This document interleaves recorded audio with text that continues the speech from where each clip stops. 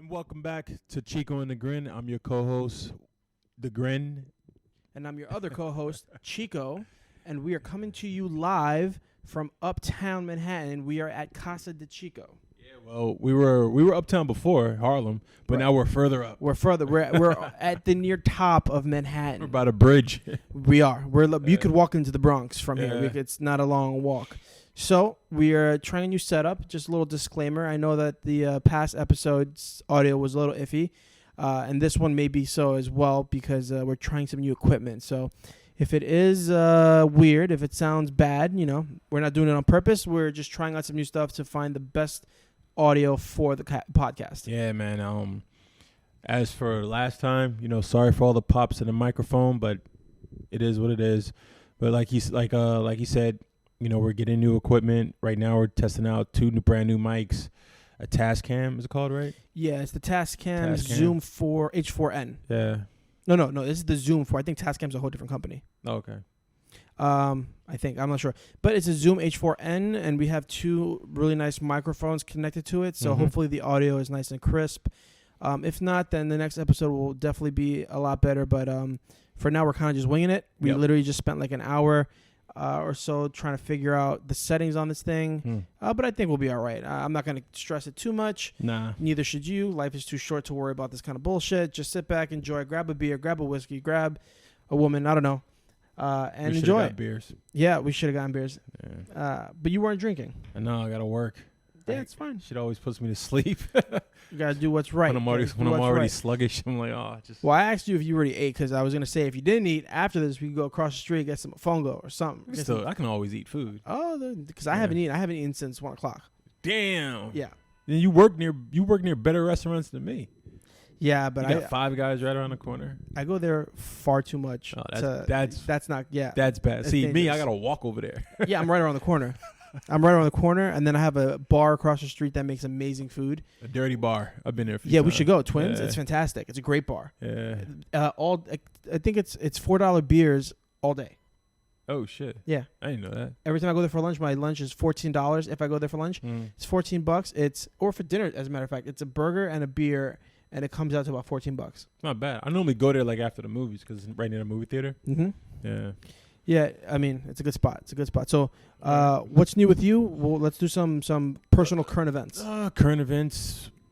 Me, man, I'm staying focused on my art. I got this real groove that I'm in right now with painting and illustration, and I don't want to let it stop. It's kind of tricky because sometimes you get distracted or sometimes you don't have the energy to sit there and create. But I've just been forcing it. Because I hate to say that. I haven't been forcing creativity, but I've been forcing myself to sit down and set aside time to create. I got rather than like coming home from work because I design for a living. So rather than coming home, sitting on the couch, watching a few episodes of whatever, and then trying to draw. I'm just like, as soon as I come home, I eat, maybe chill for a half hour, and I'm just start drawing. You know? And that's then good. It's like, that's good. Yeah, man, I picked up, I went to Strand yesterday, matter of fact, just because the weather was so nice. It was warm outside, so I just walked all the way down from Midtown.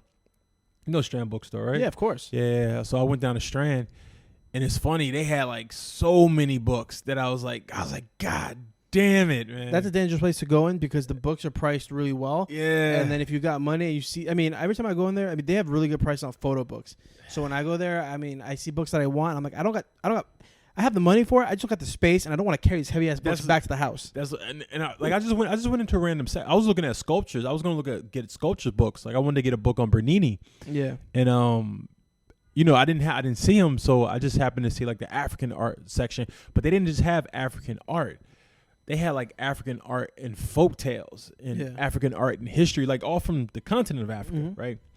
Not even like African American stuff. And I was like, oh, they had one really nice book. It was like fables and myths, and then the artwork that goes with it. And I was like, for $20, I was like, I grabbed that. Yep. There was another big book I grabbed, and then I went around and I saw like they had a $5 bin. So I was like, okay, let me go buy the $5 bin. And they had a few photography books, but I picked up a gem of a book that I've been wanting for, not the specific book, but a book from this artist I've been wanting for a long time, Norman Rockwell. Oh, Norman, yeah. Yeah, so it was like, I was like, gotta get it, and then come to find out the book was in a $5 bin, and when I got to the register, the guy was like, no, $5 is too much for this book. I was like, what? Whatever. And the book, I took off, it had like some, they always come with the book covers, took off the book cover, and it was like a black cloth type of book with like silver print on the cover, and I was like, how is this less than $5? Because that book is awesome, and it was just like a nice collection of his work, and I was like, who doesn't love Norman Rockwell? I'm telling you, his paintings are so intricate. He's so underrated. He is. I don't remember where I saw it. I think it may have been when I was a kid and I went up to Cooperstown to the Baseball Hall of Fame. Okay. Because he has some baseball paintings. Yeah. And I just remember being a kid and staring at his paintings, and as a kid it's overwhelming, but if you look at it, there's just like every character is doing something different. Mm-hmm. They're all smiling. They all seem so real. Yeah, sorry for the noise. We get a lot of, sirens and shit up here. But, just ignore that. It's fine. Yeah. But, like, all his paintings are so intricate. So many characters. They're all doing something different. Mm-hmm. Some of them are looking right into the camera. Some of them smiling. Very lively. I know a lot of people will say there's, like, a lot of, like, symbolism in his photos. Mm-hmm. And in his paintings, like, little stuff. Yeah, I mean, it's not like some Da Vinci Code shit, but it's intricate, and you can tell everything is meticulously thought out. Mm-hmm. And I'm surprised like he's underrated. I would put him up there with the masters of the contemporary painters. And there was another book that I just happened to see it as I was walking up to the art section, because they have like I won't call it like a mini floor, but it's like on the steps. Yeah, it's a half a floor. Yeah, they have a bunch of art books. Yeah. So I always want to work on my anatomy. It's just something I always got to develop, work on your foundations. So the other day when I was looking up sculptures, this one guy who's another sculpture artist, he put out like a reference book. Well, he was putting out reference books, a list of reference books that he liked for anatomy, right? And for some reason, it was like a link to download the PDF. Mm-hmm. Of course, I get the PDF, but then when I go to Strand, they were selling a book, the actual book that the guy referred us to, and I was like, oh, okay, this is cool. And the book was like $10, so I put back all the big heavy books that I had, and I just picked up the anatomy book, and then I picked up the Norman Rockwell book, and I was like, oh, this is cool for like $11. That's always a good day. Yeah, man. That's always a good day. Because the Norman Rockwell was cheaper than $5, and then the other book was $10, so it was like, I think it was like $12. And I was like, that's not bad. That's a good deal. Yeah, and I walked all the way back to work, and it was just a nice day, nice afternoon. I was like, you walked all the way down there from work? Yeah. Damn. I walk fast, but it was like sometimes, man, I gotta exercise. It's like I'm sitting down all day, and I'm like, and sometimes I wish I was a smoker, because I would take breaks, and I'm like, I don't take breaks when I work. I just go to the bathroom, go to lunch, and go home. Yeah. So I was like, I gotta get some exercise in that day somehow. I got you. It's funny. I've never really took breaks at work until I started working at this job. It's funny because I work for those who don't know. I mean, I work in photo retail, but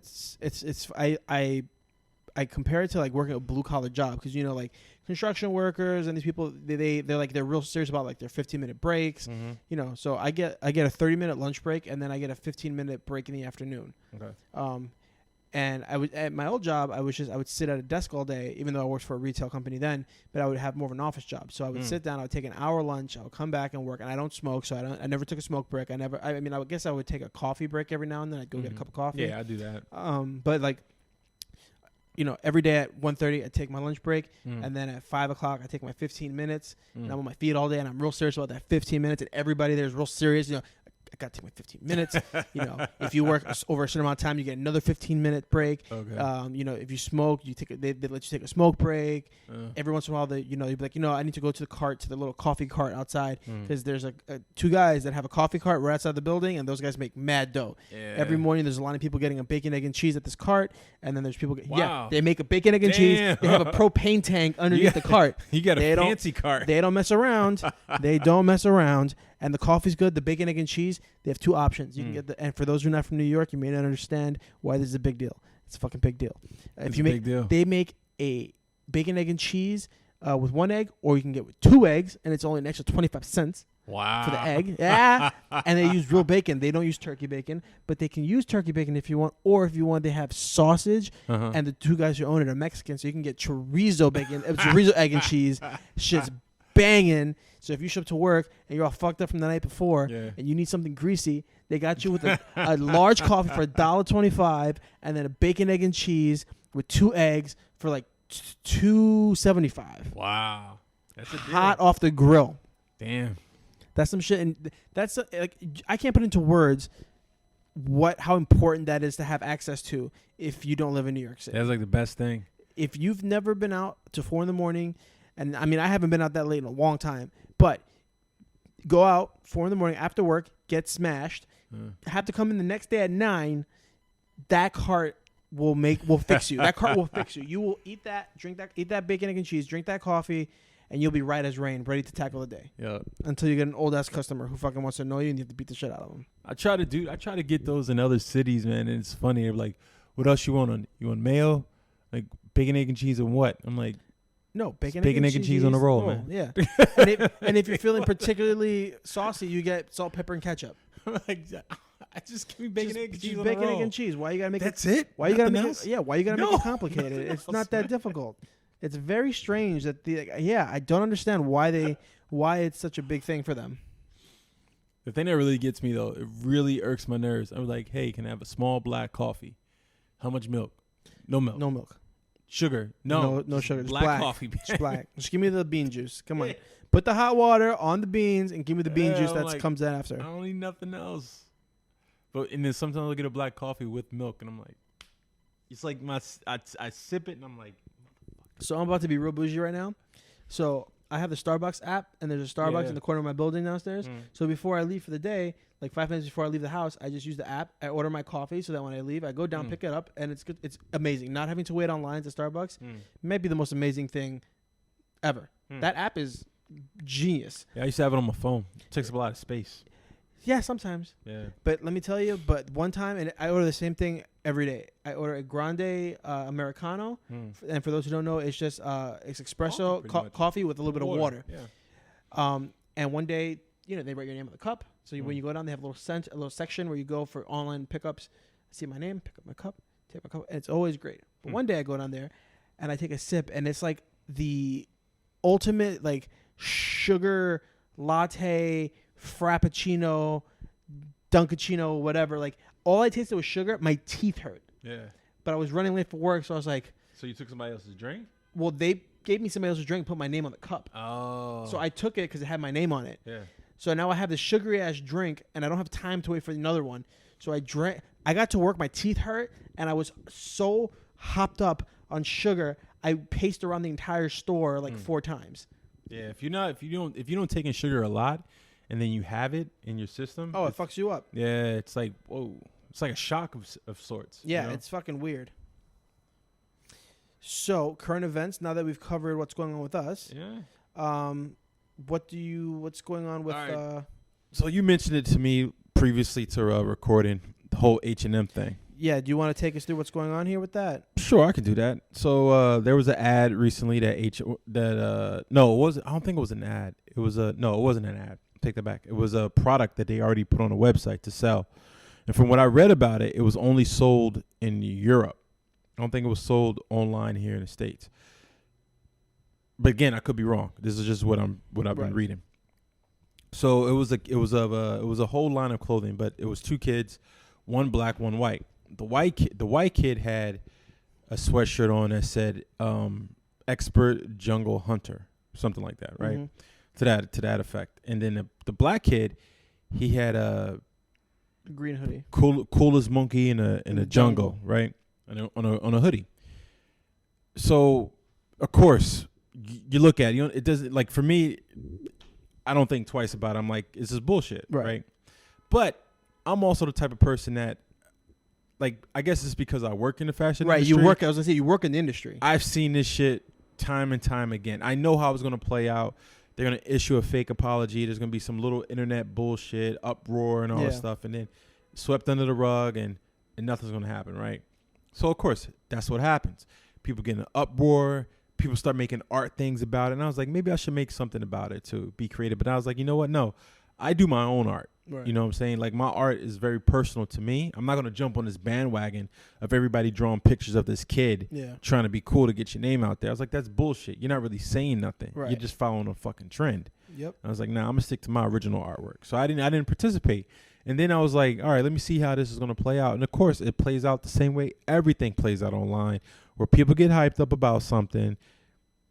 They talk about it, and then 2 days later, it's gone, right? The thing, and I started seeing people post about this too, which I really admire. Well, I can say I admire. They were calling people out on this bullshit. It was like, why are you shopping at these companies in the first place? It's like, how many times are these companies going to have to do shit before you stop spending money with them? Right. And people I was following was posting about that, and I was like, because that's how I feel. I'm like, I don't boycott anybody. I'm not going to say, oh, no, fuck. I'm just like, then I get my money. Like Chick-fil-A, I still don't give my money to Chick-fil-A. You don't? The last time, I used to work for that fucking company, but once I found out the way they are, I don't go there. You mean in terms of the gay people thing? Gay people, black people, is giving money to right-wing groups. You know, they look it up. They've done tons of shit. But just like everybody else, they also did a campaign where it was like, oh, let's sweep that under the rug, give some money to the black community, have 3-6 Mafia, whoever perform at the stores and all this shit, so people forget. But no, it's bullshit. You know, I remember when I found out about it, somebody told me some stuff about the company. I looked it up myself. I was like, nah, I ain't fucking with them, because they have a whole long history of this shit. And I think the last time I went to Chick-fil-A, a coworker bought us lunch from there. But I was like, I'm not gonna spend your own money. Yeah, but I mean, but they make some good chicken sandwiches though. But it's not worth me crossing that line. Yeah, you know, and to me, my dollar is more important. So H&M does this. I'm not gonna sit there and be like, oh, F H&M, because I have H&M stuff. Yeah. But I know moving forward, after the thing that happened, I'm not gonna go to H&M anymore. Even for my basic tees, I'm just like, nah. Yeah. It's fine. You did it. Whether you apologize or not, I'm just not gonna fuck with you no more. Just like if the Gap did some shit. Yeah. And I've been shopping at the Gap for years. Mm-hmm. But if they did some shit, I'm like, I ain't fucking with you no more. It's as simple as that. Yep. You know, there's too many other outlets out there that can use our dollars that people don't give the money to, but they want to sit there and be like, oh, I gotta give my money to H&M. H&M is bullshit. H&M is knockoff clothing. Yeah. It is cheap clothing. Old Navy has better clothing. It has better quality clothing than H&M. H&M has cheap clothing. It's cheap. It just looks cool, and they sell it at a good price, but it's cheap clothing. It's not luxury. Yeah, I've never found their clothing good. Their clothing is not good. You can wash the shit and it'll fuck up. Yes. You know what I'm saying? It has no quality. It has no longevity. Yep. And I'm like, people are getting hyped over this shit. Oh, this, that. And I'm like, yo, man, there's enough people to put that store out of business. That store could have shut down. But no, people don't want to do that. You know, they just want to sit there and they want to bitch and moan and complain about stuff. Yeah. I look at it, I'm like, okay, then what? You know, and then I saw a few good things online. Like people did like skits about it and stuff. I was like, that was kind of interesting. But most of the thing I was appreciating was just people who were just talking about, here's other outlets you can actually spend your money on that are independent, that are black owned, that are cool. Right. You know, do that. One guy even said, he was like, yeah, you he was just like, you know, it's one of those posts. He was like, oh, you're boycotting this, you're boycotting that, but how many times are you actually posting information about a store that could use the support? Exactly. And that's something. I was like, people are fucking full of shit. Yeah, I mean, at first I didn't know what was going on because I just saw this picture of the same kid being posted over and over again. And I, to be honest, I didn't even read the shirt. I just saw it. I thought people were just spamming. Mm-hmm. And then I saw it. And the first thing that came into my mind was just, first off was, if this is, because I didn't know if it was real or not. Mm-hmm. How does that get past H&M quality control? Like, who incorporates, like, somebody has to approve that, right? Of course. Before that gets posted online. Of course. Like, who saw that and was like, yeah, this is good. And second, I thought, well, maybe this was something that was like auto-generated, because I know a lot of this e-commerce stuff gets to the point where the kid is probably wearing just a plain green hoodie, and then they put the graphics on after. They could have done that right? too. Yeah. And then somebody kind of could have made not an innocent, but an honest mistake, and they just auto-assigned it to the kid, right? Yep. And then the computer doesn't know if the kid's black or white. Yeah, and he's just a model. Right, because if that shirt was on a white kid, there would be no outrage. Mm-hmm. And, maybe it was just an honest mistake. So I didn't really know, so... I mean, I'm assuming. H&M's gonna have to apologize anyways, even if it was a mistake, because it's a insensitive mistake. But they've done shit like that before. H&M is, and another thing about H&M. Are they a Chinese company? No, they're it's European. I don't know. I don't want to say Swedish. It started out. It's like either Sweden, Netherlands. Okay, so it's a European company. Hell yeah, it's one of those cold places. It's one of those cold but places. that's what the name is for. It's like I forgot the name is like it's actual like I don't know I can't pronounce it. Yeah, it's like it's Swede. Yeah, Swedish it's like name. It's a Slavic name. Yeah, it's one crazy unpronounceable names. Yeah. But they're known for like jacking other people's art. Damn, really? Yeah, man. It's like, because like these fashion companies, the big ones at least, you know, like not like the independent companies, but these mass market fashion companies, these brands, these stores, a lot of times they don't have in-house design teams. A lot of times they'll hire another company who has a bunch of designers at free will to create stuff.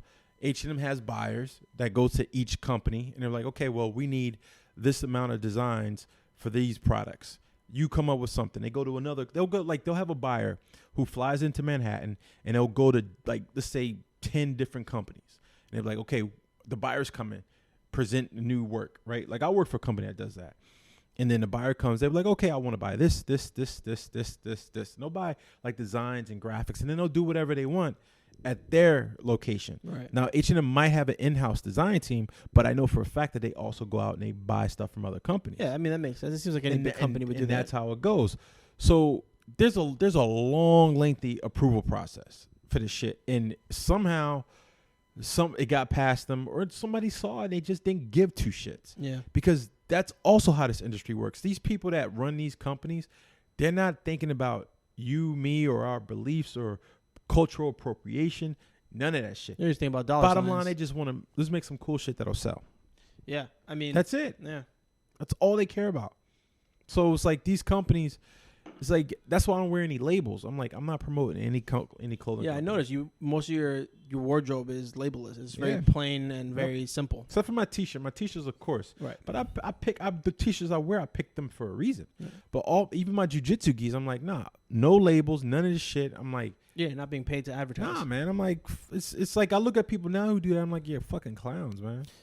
Because once you see behind the scenes of these companies, and you're like, yeah, these fuckers don't give a damn about nobody. And they'll act like they're the most street, urban, down to earth, cultural company, and it's like, nah, man, it's a bunch of old people. Every company's run by some old dude with what white the hair at fuck? the top.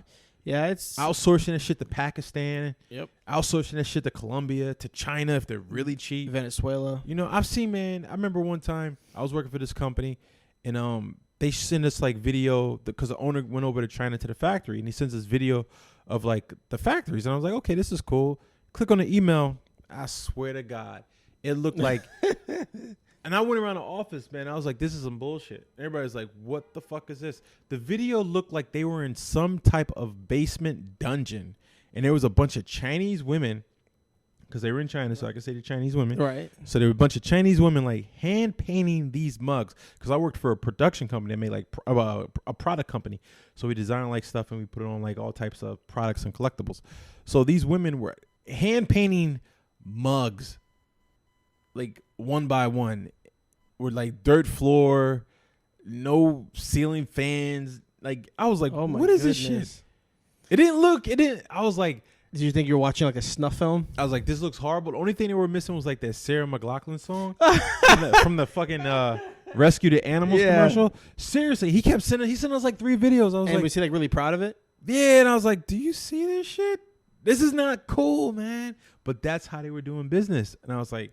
I mean, I feel like that's probably how business is done in China a lot. Oh man, I was like, it looked horrible, and I was like, this is how the mugs get painted that they sell in the store for like $20. Jesus, they paint them by hand. It was like, I wonder how much they're getting paid. That's how they paint the inside of the mug. It was like a woman. I was like, imagine if you have an order of 1,000. Let's just say 1,000 mugs, because this was a big company, and that's a small order. So they mass produce shit. So let's just say 1,000 would be like. Yes, 1,000 small. Like they'll probably do like 50,000, whatever, of one design, right? So you have people hand painting 50,000 mugs. That's wild. I was like, you would think that there would be automated machines doing that. I'm pretty sure there is, but they're not paying for it. Not that one. You know what I'm saying? Yeah. But it's the same thing with apparel. You know, I remember one company I worked for, they had, we had an office in New York in the art department and stuff, and we designed in Manhattan. But I think they still have. They have the factory was in Jersey, the screen printing factory. So we did all the like licensed apparel and all this stuff, and then we would design it here, ship it over to Jersey. They would print it in Jersey, and then send it out to the stores. And I was like, that's cool. So they would take us like once a year to the factories, just like mostly all the new hires and stuff, just so they could see how the company works. And I remember one year, this is before they got the upgrades apparently, but one year we went there and it was like, we went to the office area, and then we went to like they had a warehouse on the property where like, I guess they said it was being renovated, but the warehouse was just like, it was like Willy Wonka, because it was like all these little immigrant women who were just like extremely fucking short, like screen printing tees and stuff and folding tees. It was like, this isn't cool, man. This is not cool. Very rarely are you happy with what you see when you pull the curtain back. Yeah. I think there's a big misconception and disconnect with the American consumerism and where it actually, like, what it takes to feed that monster. Because, I mean, I'll be the first one to tell you, I love to buy stuff. And I think we all do, right? We all do. We're talking on microphones and that I purchased the other day connected to a portable recorder, you know. Hopefully still recording. You know, and I bought it because, you know, I was able to get it cheap for my job, and I like to buy clothes, and I like to buy camera equipment. I like to buy books, and, you know, I like to buy, you know, I was just at Disney World and I was buying, and God knows who made that shit, right? I bought a Star Wars mug, and I bought a Harry Potter scarf, and, you know, I'm sure some poor bastard overseas, you know, spent all day making it or whatever. But, like, very few people really, I guess, think about, and I think about a lot of weird shit, but I do it a lot more. Like, I look at something I buy, and I'm like, I wonder who made this. Like, I wonder whose hands touched this and how much they got paid. And I wonder, you know, if that's enough for them to feed their family, and if they have health insurance. You know, I wonder, like, probably not. Yeah, and it's creepy, but I wonder, like, I think about that shit all the time now when I buy something. Like, who made this? Who touched this? I'm so particular with, like, the stuff I buy, man. I'm like, the brand, the quality of it. Yeah, me too. It's like, I don't want to be high quality. Yeah, I'm like, I'm picky. Yeah, I mean, if I have to, I'll buy. You know, I don't mind paying extra if it's made in the United States. And even though I can't really, like, prove that the because I'm buying it in America, buying it from an American company, that they're treating their people good. But you have to. I have to assume that if I'm paying the price for a made in America product, that the people who made it are probably being treated better. You like to think so? I'm hoping so. Yeah. Because there's a company that I have bought a few products from, Filson. They make, you know, I mean, the bags. They outsource their t-shirt, their shirts to Venezuela. And I spoke to the rep because in my last job I dealt with them, and he had told, I hope this isn't like confidential information, but he told me that they outsourced to Venezuela because in America they lack the machinery. They don't own the machinery to do it themselves. All the machinery they own is like 100 years old, and it's meant to make those heavy, like, jackets and bags. Like, they don't have the fine needles to do, like, the print and stuff on the shirts. But all their boots, all their jackets, all their bags, hats, they're all made in the States. And they have, like, this really big campus in I think it's Seattle. And he's like, you know, we hire Americans, and we pay them well, and they have health insurance, and they have vacations. You know, we treat them, you know, we treat their American employee. That's also why our bags are $400. You know, he's like, you go and you buy a briefcase, it's a $360 briefcase. Their boots are like $700. Their overcoats are like $1,000. You know, they came out with an all leather Horween leather satchel. It was like $2,000. Damn. It was like a $2,000 bag. I think my job at the time bought two because the cost price was crazy. The cost price was like $1,500 each. But it's, you know, it's high quality, made in America product, made by Americans. And for things like that, like I have the duffel bag. I bought a duffel bag from them. It was like a $400 duffel bag in Navy. It was limited run. And I felt perfectly okay spending that kind of money on a bag because I knew it was made by an American company that has a rich history, hire Americans, made in an American factory. And I would hope that they're, you know, treated well. They're like almost almost like the, you know, back in, you know, the 50s, you buy an American car made by, you know, Chevy, made in Detroit, you know, factory workers who got a pension, and they're still there too. Yeah, hopefully, or their retirement actually worked. Their pension actually. Well, I mean, Chevy's still there. Chevy's still there. Yeah. Yeah, I'm assuming a lot of those people, like GM's, probably not there anymore, right? I'm not sure. I watched a documentary. I watched it a few times actually. There's a documentary on Chevy Mustang. No, that's Ford Mustang. Ford Mustang. Sorry. Chevy Camaro? No. It was Corvette? No. All right, it's 2 shows on Netflix.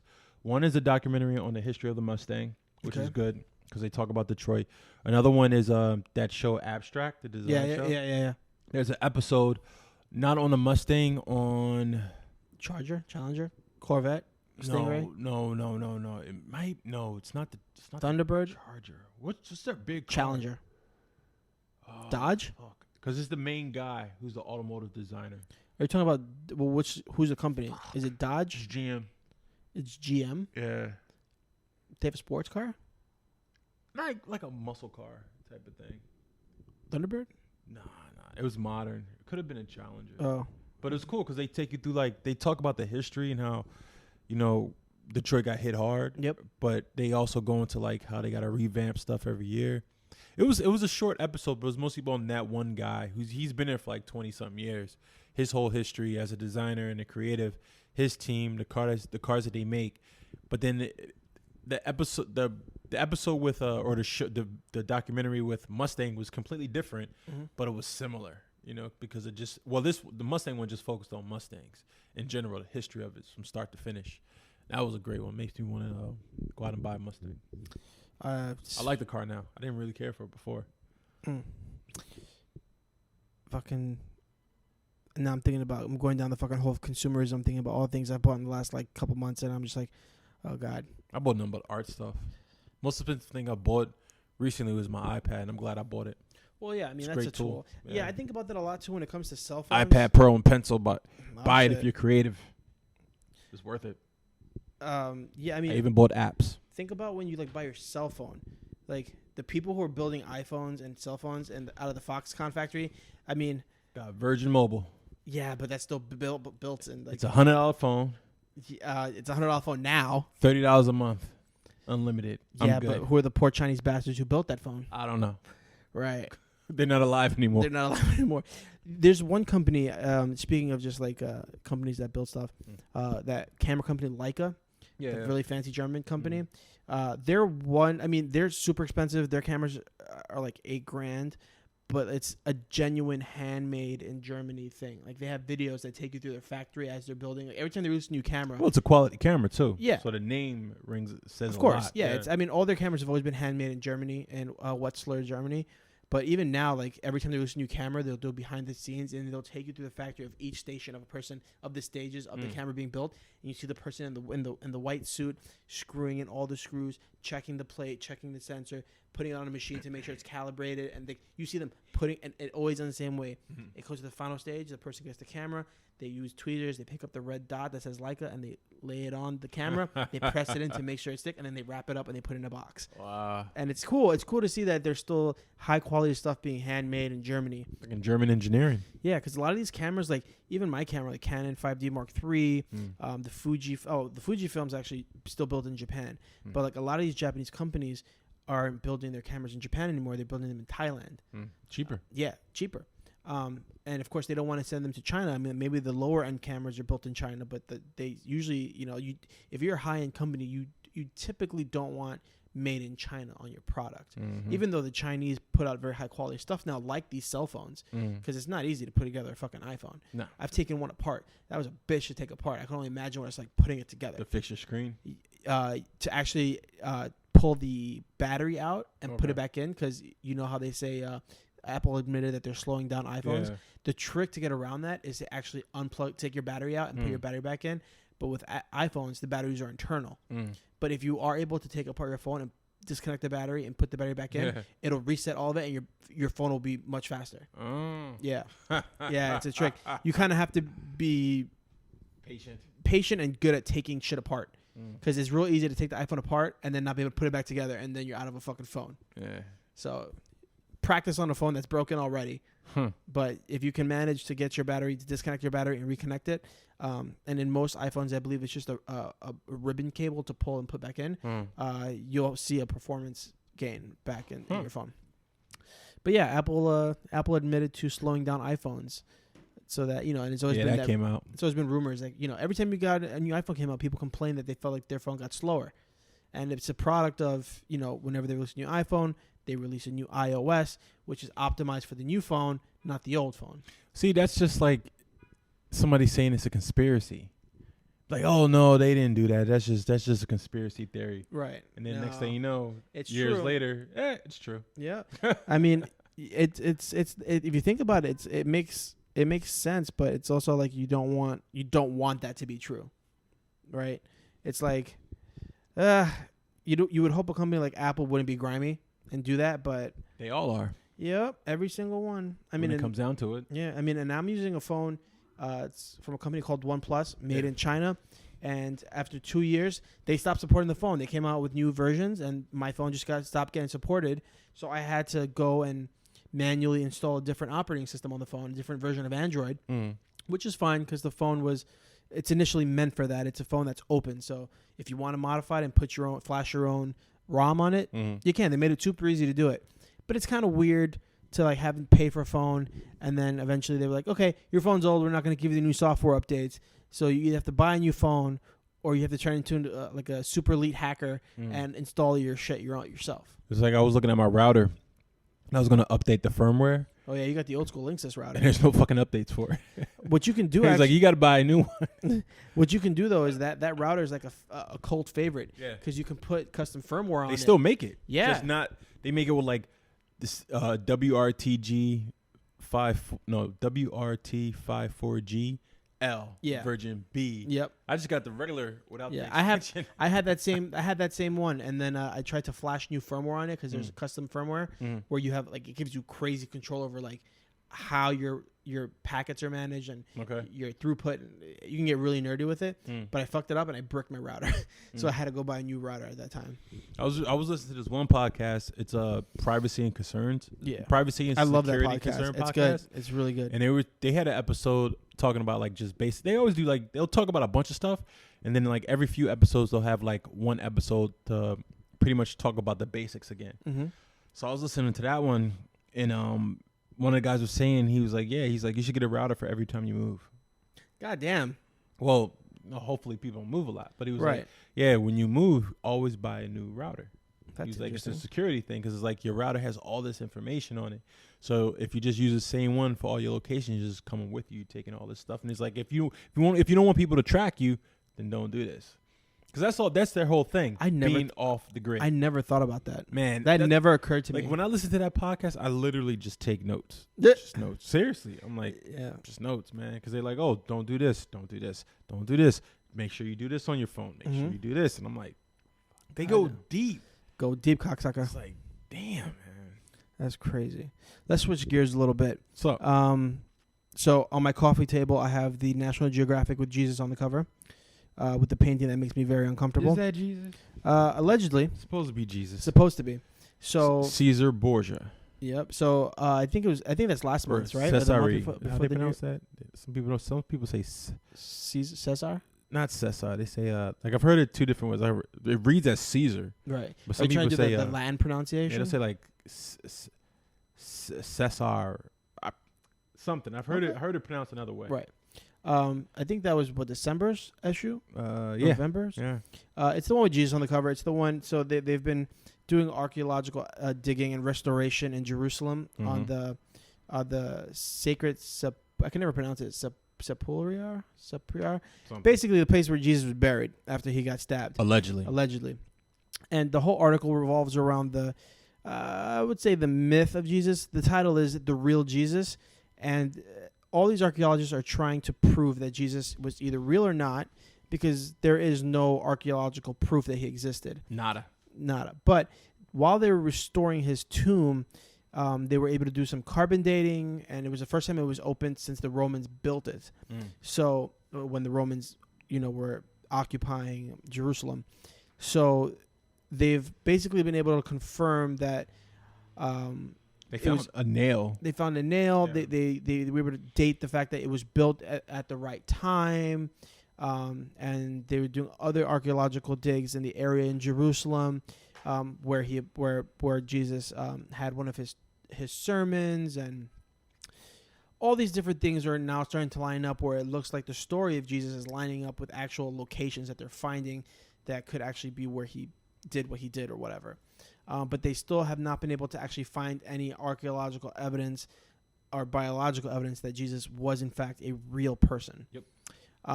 But it's an interesting article. If you haven't read it, you could probably still pick it up at newsstands. Shouldn't be hard to find. What did you think, Smalls? What did you? I enjoyed it. It was, I mean, just for the whole historical aspect of it. Like I have my own views on Jesus and the Bible, but from this, it was a good read. Yeah. I think it was. They posed a question, and they didn't vary from that question. It was like throughout everything that they discussed in the articles, because I think it was 3 main articles. Yeah. And that they broke down, or 3 main sections that they broke down in this edition of the National Geographic. Mm-hmm. But every section they didn't vary from the question. They were like, well, just because we found this doesn't mean he existed. Right. Did he exist? That's the information. We want to know if he existed. And the answer was no. Yep. Even though they did find some fascinating things and stuff that's being discovered. It's still not even definitive yet. They're still like, we still have no evidence as of now. What I did find interesting in the article was that they were like, if Jesus was real, or if he did exist, he was much more of a political figure than he was of a spiritual one at the time. Because he was very much against the Roman Empire. Yeah. So they were like, if you look at what he did, a lot of it was politically motivated because he wanted to break the mold of what was like the traditional political sphere of what was going on at that time. I think his story just got mixed in with other stories and other myths and legends. It's like they say the story of Jesus been told 15 times. Right, in different cultures, in different cultures. Didn't they talk about that in here as well? Yeah, they mentioned it. So I mean, the whole Bible is interesting. Mm-hmm. His story in particular is very interesting. Especially when it comes to the crucifixion and all that kind of stuff. Mm-hmm. And it's I don't know. It's a very, for me, it's weird because it's so long ago. Nobody even speaks that language anymore. Mm-mm. So many things can be lost in translation. Mm-hmm. The one that always gets me is the fact, like with Mary Magdalene, mm-hmm. They say that it's Jesus' companion. It was Jesus' companion. Mm. But when you you can translate companion into so many different words, but from that era, companion literally meant wife. Mm-hmm. But religious scholars will say that Jesus wasn't married, even though in the Bible they refer to each other as companions. Yep. And that could go into a whole shade of conspiracy theories. That's why they're coming out with a new version of the Jesus story with not just Mary Magdalene, but the whitest person that they could actually find to play Mary Magdalene. The whitest person, you said? The whitest person on the planet. Who's that? Rudy Moore. I don't even know who that is. Or Ronnie Moore. She was a person who played the remake of Girl with the Dragon Tattoo. Oh, wow, really? She's like zero color in her skin, even if she tanned. Jesus. Just pale as fuck. So who's playing Jesus? Your homie. He had that movie Siri. Wow. What's his name? Joaquin Phoenix? There you go. Yeah, he's playing Jesus. You didn't see this? No. Yeah, the trailer came out a little while ago. God. I was like, wow, they got like just who did it fucking right? Not even a hint of just tan. It's like the 2 palest people on the planet to walk around a desert. Jesus. Like, come on, that makes no sense. You know what I saw that actually did the Jesus thing right? Risen. Yes. Yeah. I haven't watched it yet, but I remember you told me. I watched it. On my list. They did it. They cast it so well. The Roman soldiers looked Italian. They looked like they would be Romans. And then when they got to Jesus, when they finally show you Jesus, he's a fucking dude from the Middle East. You know who the guy is? Yeah, he's the actor from The Walking Dead. Not The Walking Dead. He's from New Zealand. yeah, he's from New Zealand, but he's like of Middle Eastern descent. He's he's in that TV show, not The Walking Dead, but the. I've seen him play a terrorist. Yep. A Mexican gang member. Yep. Oh yeah. He was in not Training Day, but the other one. With the RZA. Yeah. No. He was in Training Day. He was one of the Cholos. He was one of the Cholos. But he beat up. He was the one that threw Ethan Hawke into the bathtub. He was on the show with the RZA playing like this well, guess the same role. Yeah, he's a very good actor. I've seen him play a Colombian drug lord. Yep, he's the drug cop. lord. He's the cop in Die Hard 4, Live Free or Die Hard. He's that guy. What do you mean all our information is in one central location? He built the hacker system. Yeah, he's that guy. Yeah, I haven't seen Risen yet. Because I'm always like, eh. No, you should watch it. It's good. You should watch it. It's really good. What was I gonna say? My thing with the story is like so many people claim that they're Christians and that they love God, and I get that, but how come they have such a hard time with like the image of Christ? That's what gets me. It's like I went to a wedding recently, or not recently, a few months ago, and it was in a Catholic church, which is fine. It was a nice ceremony, but all around the church, like all the artwork, the pictures of Egypt, the paintings, all this stuff, everybody was just like white, and I'm like, it's pictures of people from the Middle East. It's pictures of people that lived in a desert, and you didn't want to tan their skin at all. Yeah, it's like, come on, fucked man. up. But it's the desert. Yeah, I can kind of get it though, because like the people who are painting it, they're painting it in their image, And when you paint somebody, like when I think of people, I usually think of people that look like me for some reason. Like you think of course, similar people. Yeah. So it makes sense for these people who are painting these pictures. I'm gonna paint people that look like me, because in my mind, when I think about Jesus, he looks like me. So I'm gonna paint him to look like me. But when you think about it logically, if you're painting somebody, if I'm painting somebody from China, they should have Chinese characteristics.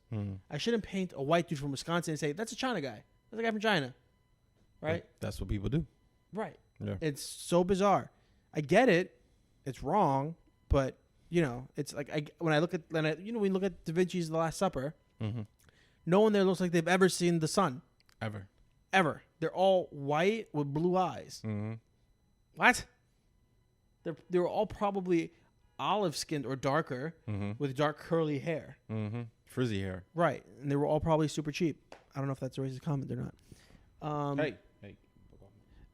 So just like Grin's apartment, my apartment also has a resident cat. Yep. And she's an animal. This morning I woke up, there was a 3-pound bag of rice that she tore open and took over the whole house. I spent all morning sweeping up rice that this cat exploded all over the place. She's a little bastard, but we love her. Her name is Zoe, and she's a little cat. She's a little kitten. She's like 7 months old. She's a little troublemaker. She has a personality on her. A little annoying cat, but she likes John, and he's the first guest that we've had over at the house that she's met. You're the first other person other than me and Nicole that she's met. Yeah, I like his cat. Yeah. Sparks is better though. This cat has like a look in its eye. Yeah, this cat's from the streets. This cat's a street. So she was a stray. Nicole, my girlfriend, got her like as a little tiny thing, and she was at her mom's door, and we're like, "Oh, look, that's a cat." And Nicole was like, "Yeah, she's my cat now. I'm keeping her." So here she is. Now she lives here, and she's pampered. She gets all the best food. She has 1,000 toys. She goes to penthouse. Yeah, she has a penthouse. She goes to the finest animal doctor. She gets she's spoiled. She's never gonna know difficulty ever again. Cat lives better than me. Cat lives here rent free. Fucking animals. Right? I was talking to a coworker, and the coworker was like, I think I'm gonna get one of those cats that looks like little leopards, and I'm gonna breed them, and I'm gonna sell them. I'm like, listen, you don't buy a cat to make money. You buy, you get an animal because you want to give it a good home. He goes, yeah, but the cat lives rent free. It'd be nice to come home and the cat has an extra $300 for me. Yeah. And I'm like, that kind of makes sense. That kind of makes sense. So tomorrow we're recording on a Wednesday. We typically the art show. We typically record on a Thursday, but today we're recording on a Wednesday because tomorrow we're going to an opening. A friend of ours' mother is having her first show in New York. In a while. She showed before, right? No, she's never showed before. She's never showed. This is her own work she's showing. Typically, so her name is Teresa Engle, Teresa Shermer Engle. She's a printer, a darkroom printer, traditional darkroom printer, and she has printed for some of the biggest names in photography. We're talking about, for those you may not be familiar with these names, but Robert Capa, Cornell Capa, Eugene Smith, Bruce Davidson, James Nachtwey. Like, these are very big names in the world of photography, mostly photojournalism. And she's a photographer in her own right. And the show her gallery opening tomorrow is photos that she's shot of Robert Mapplethorpe and Sam Wagstaff in 1981 when she was abroad studying in France under a fashion photographer named Lucien Carhines. I can never pronounce his name. It's French. But there's an article I linked on my Facebook. I'll make sure to give it in the notes from days.com, and she gives an interview on what it was like to meet him and shoot him and photograph him. And she has, I think the showing's about maybe 10 photographs that she shot in 81 and that she's printed, and they're being exhibited at Daniel Cooney Fine Art Gallery on 26th Street and 10th Avenue in Manhattan and Chelsea. Mm-hmm. It's going from the January 11th through February 24th, I believe. Okay, that's a good area too, because you can bounce to different shows in that area. Oh yeah, it's in that whole gallery area. So, if you're not familiar with Robert Mapplethorpe, I suggest you look up his work. It's very strong work. So if you are not, if you're very easily offended, you'll probably be really offended by his work. But her photos are just portraits of the two gentlemen. If you're in the area, please come by, check it out. Opening reception. You probably won't hear this because we're going tomorrow. But the opening reception's on January 11th from 6 to 8. But the show will be going on through February 24th. Go check it out. She's a great friend of mine. She's my best friend's mother. And, she's fantastic. I can't say she's an artist through and through. She's great, I can't say enough good things. So we'll be there tomorrow. Dope. Any openings or art stuff that you're excited to talk about that are coming up? Yeah, there's actually a list of things. I just gotta sort through it. That's been one of my goals for the past few months, is to go out to more openings in the art community and get involved a lot more. But as I say it, I still haven't made the list. I get the emails all the time. I just haven't gone. I went to the Met on Saturday, which was cool. I went to the little secret room, members only club. Oh, snap. It was nice. I walked by there a bunch of times. I just didn't know that I was able to go into that room until I looked. I think it was actually written on my card or something like that. But it's a nice little library / restaurant / bar in the Met Museum, and it's like you gotta have certain level membership to get in there. It's pretty nice. That's a nice feeling. It's cool. Yeah, it's like man. And they were like, "Oh, just come in. You can chill, just sit, read a book, do whatever you want. That's awesome. Relax. That's nice. That's a nice feeling. Because normally we always go to the cafe, right, in the Met, which is just it's fine. It's a little coffee area, or go down to the restaurant in the basement. But this one was it's kind of a lot better. Yeah. But I was trooping around the Met on Saturday, taking a look at some American paintings again. They have a few John Singer Sargent paintings I love. So checked him out. I went over to the Asian section, saw some Asian work, Indian work. The Indian work, surprisingly, I paid attention to it a little bit more this time. And there was a few areas where you would just walk up these steps, and on top of the steps, the ceiling was hand wood carved designs, and it was so detailed, so beautiful, man. And it's a part of the permanent collection. And here's a random thing. So I'm going through the museum. I spent I was there. Me and my girl were there maybe about 4 hours. We was there for a while. And we're going through each of the different sections. And of course, the main section is crowded with tourists. They don't know anything about art. They just see the name, take a picture, keep it moving, right? Stupid shit. But as we go to like the different countries around the world and their areas, I noticed like each of the individual smaller galleries were only populated with like, besides me and my girl, populated by the people from that area. Huh. I was like, that's kind of funny. Even the security guards were ethnic of that area. Huh. Yeah, and I was like, oh, this is a trip. I wonder if they did that on purpose. I don't know, but I get why certain people would venture to this part of the gallery, because it's like, oh, this is my history. This is from my country. Check this out. Makes sense. You know, but I was like, why isn't this so diverse as the European paintings or the Impressionists? You know, it's like this stuff is just as great. Like my girl was flipping out on the details of the Chinese paintings, because I love like Asian artwork. So I was showing her some stuff, and I was like, just this stuff is just as great as the Renaissance work, you know, because they drew with brushes. There was no, I'm gonna draw with a pencil and redo it. No, they had like gigantic cloths that were just all either printed or brush ink. Yeah. And if you fuck up, you gotta do it again. Yeah. You know, so that's a certain level of perfection you gotta respect. Yep. You know, but again, those galleries were empty. There was like a few Asian people there, like looking at it, taking pictures, and I'm like, yeah, I see them. Mm-hmm. You know, and it was the same thing. We went to I forgot where it's at. I forgot what country it was, but it was like the Islamic art, which is also beautiful stuff. Yeah. You know, lots of mosaics, lots of decorative Qurans, and then we go over to the Indian section, which was great. You know, and then they got like a lot of statues, like big, beautiful breast on these women. It's hilarious, man. Their statues. There's like they draw like they make these sculptures like just these perfect breasts. It's like they defy gravity. God it's bless. like what kind of God bless. It's tons of them as you walk into the section, and he's like the Ganesh and all this and the Shivas, but it's like the breasts are just so perfect. It was fun. Even my girl said so. I was like, this shit is funny. But you know, just admiring the art. And I haven't been to the Met in maybe a month and a half. You know, so. Right. Even though I've seen this stuff before, it's always a place I love to go, and just it always sparks something in me, man. Well, then that means that it's doing its job. Yeah. How frequently are you going and seeing new stuff? Like, do you ever go and you're like, I've never seen this before?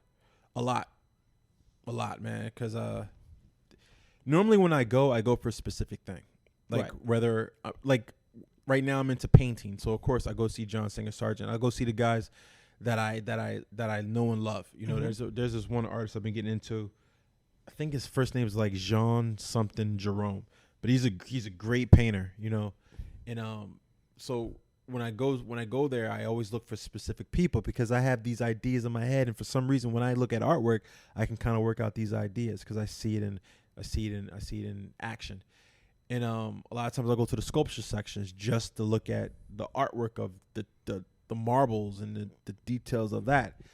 And then sometimes like this weekend I just wander around. Right. But the Met is so huge that there's corridors. Yeah. You know, I see that all the time. I'm like I've never been down that corridor. Yeah, man. There's a lot of small corridors that exist that it's easy to walk by. Yeah. Like there's a they must have underground passages. Actually, there's a modern art section that I think I went there a couple times. And the only reason I don't go there intentionally is because I don't like half the stuff that's in there. But there's a modern art section in the Met on the second floor. You know, it's in the back. But every time I see it, I'm like, I know I can skip this shit. You know, because modern art is like that. Right. But every time I go to the Met, I always see something new. Huh. Always, man. Because there's so much work that you're going to pass some stuff.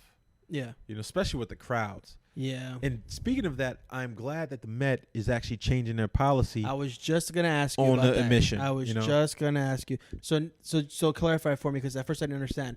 So for those who don't know, up until recently, if you went to the Met, you could go in for free, but they recommend that you give a donation, right?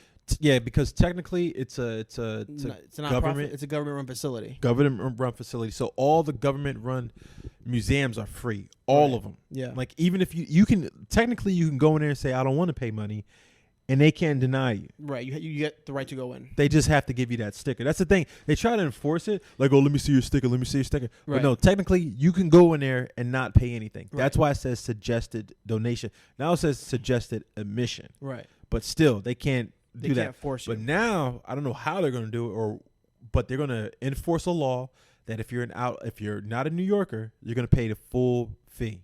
$25. $25, which I agree with, because the Met, it's too crowded. Yep. And I hate a museum where people, as I say, people go in there, they see, oh, a Van Gogh painting. Let me take a cheap picture with my cell phone camera and not even admire the painting for what it is. Like, and keep it moving. Yep. You know, it's like you're not even looking at the painting. You're not even staring at it for like a second to take it in. You're just taking a shitty photo with your camera. You can just look online if you want to do that. Yeah. Do you think it's going to hurt them at all, or you think it's going to financially? No. You don't think financially is going to hurt them at all? Not at all. Not at all. Do you think a lot of people skip that donation? I think a lot of people, like, I've done it myself. You know, it's like I would go there and be like, I want to pay $2. I've always given the suggested amount. I've never. And they always look at me because I'll give them like a 20. I'm like, I'm just going to pay $2. And they're like, that's amazing. What the fuck? That's amazing. Yeah, man. I think the most I ever paid was like $5. That's amazing. But now it's like the last few years, I think maybe 3 years now, I've been a member. So I'm like, okay, cool. I'm gonna go there as much as I can. I'm a member. You know, yeah. $280 a year. Yep. You know, so. And they also just sent me a thing for Valentine's Day. It was cool. It was it's a nice little invite. They're gonna have like this thing for couples, and it's free. Shit, Valentine's Day's coming up for members and shit inside the Met. That's pretty cool. Like drinks and stuff. I was like, oh, that's gonna be dope. That's cool. That's after hours type thing. Yeah, that's cool. I always saw those things where you remember you get to go in like while technically it's closed, and you get those private tours.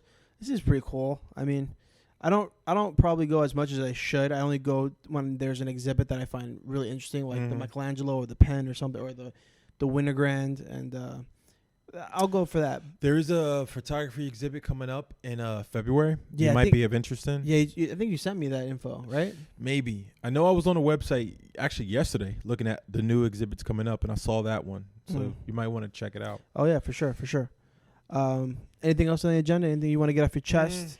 Anything you want to...